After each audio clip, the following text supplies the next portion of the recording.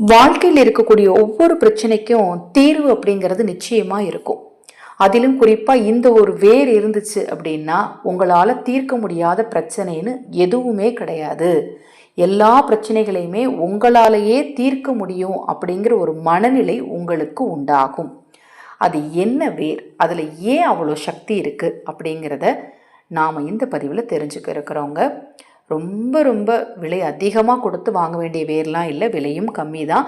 மிக எளிதாகவே உங்கள் வீட்டுக்கு பக்கத்துலேயே உங்களுக்கு கிடைக்கக்கூடிய வேர் தான். இந்த செடியுமே உங்களுக்கு கடைகளில் பக்கத்துலேயே கிடைக்கும், வீட்டு பக்கத்துலேயுமே இருக்கக்கூடிய ஒரு செடி தான். நிறைய வேர்கள் இருக்குது, நிறைய மூலிகைகள் இருக்குது, நிறைய அஞ்சனங்கள் இருக்குது, நிறைய வழிபாட்டு முறைகள், பரிகார முறைகள், பூஜை முறைகள், தீப முறைகள், வழிபாடுகள், விரத முறைகள்னு பிரச்சனைகளுக்கான தீர்வு பல வழிகளில் உங்கள் பக்கத்திலேயே இருக்குது. அதில் எது உங்களுக்கு சாத்தியமோ, எதன் மேல் உங்களுக்கு நம்பிக்கை இருக்கோ அதை நீங்கள் தெய்வத்தை முழு சரணாகதி அடைஞ்சு செஞ்சீங்க அப்படின்னா கண்டிப்பாக உங்கள் பிரச்சனை தீரும்.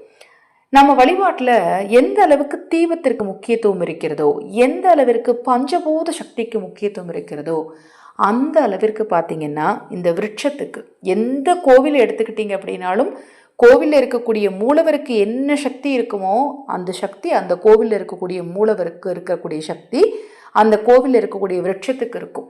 நிறைய வயதானவர்களை கேட்டிங்கன்னா தெரியும், கோயிலுடைய ஸ்தல விருட்சத்தை போய் கும்பிட்டுட்டு தான் மூலவரையே கும்பிடுவாங்க.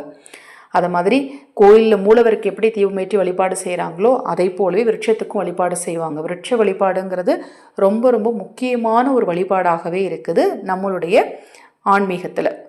இந்த விருட்சம், அதாவது இந்த மரங்கள் அதீத சக்தி வாய்ந்தது, நமக்கு நல்ல ஆற்றலை வாரி வழங்கக்கூடியது.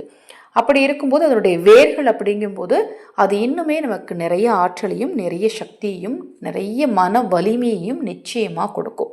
அதில் உங்கள் பிரச்சனையை தீர்க்கக்கூடிய இந்த அற்புதமான வேர் முடிந்த அளவு நீங்களே பக்கத்தில் எங்கேயாவது வாங்கிக்கோங்க. முடியாத பட்சத்தில் என்னிடம் பெற்றுக்கொள்ளலாம். விலை ரொம்ப அதிகமெல்லாம் கிடையாது, 190 ரூபாய் மட்டும்தான். தபால் மற்றும் பேக்கிங் செலவு ரூபாய் 60 சேர்த்து அனுப்பணும். மொத்தம் ரூபாய் 250 செலுத்தினாலே போதும், இந்த வேர் உங்கள் வீட்டுக்கு வந்துடும்.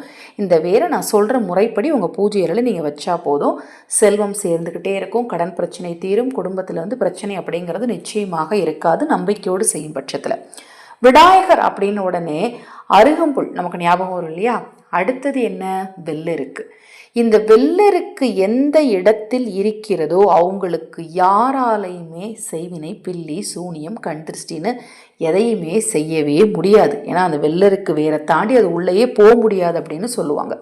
அதனால தான் பூஜை அறையில் அல்லது நிலைவாசலில் வெள்ளெருக்கு வேற சிறிதளவு ஒரு முடிச்சா கட்டி வச்சுருப்பாங்க. நிலைவாசலில் பார்த்தீங்கன்னா கட்டி வச்சுருப்பாங்க. அது மாதிரி பூஜை அறையில் விநாயகர் இப்போல்லாம் பார்த்தீங்கன்னா வெள்ளெருக்கு விநாயகர் வச்சு அந்த வெள்ளெருக்கு விநாயகருக்கு முன்னாடி வெள்ளெருக்கு வேற ஒரு மஞ்சள் துணியில் முடிஞ்சு வச்சுருப்பாங்க. ஏன்னா அதை வீட்டில் இருக்கும்போது நம்ம விநாயகர் சம்மந்தமாக வழிபாடு செஞ்சாலும் சரி, குலதெய்வ வழிபாடு செஞ்சாலும் சரி, எந்த தெய்வத்தோட வழிபாடு செஞ்சாலும் சரி, அந்த வேருக்கான சக்தி கூடிக்கிட்டே இருக்கும் அப்படின்னு சொல்லுவாங்க.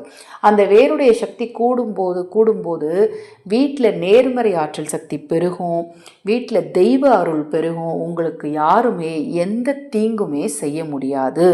இப்படி ஒரு சக்தி வாய்ந்த வெள்ளெருக்கு வேர் செடி எங்கள் வீட்டிலேயே இருக்குங்க, நான் எடுத்துக்கலாமான்னா தாராளமாக எடுத்துக்கலாம்.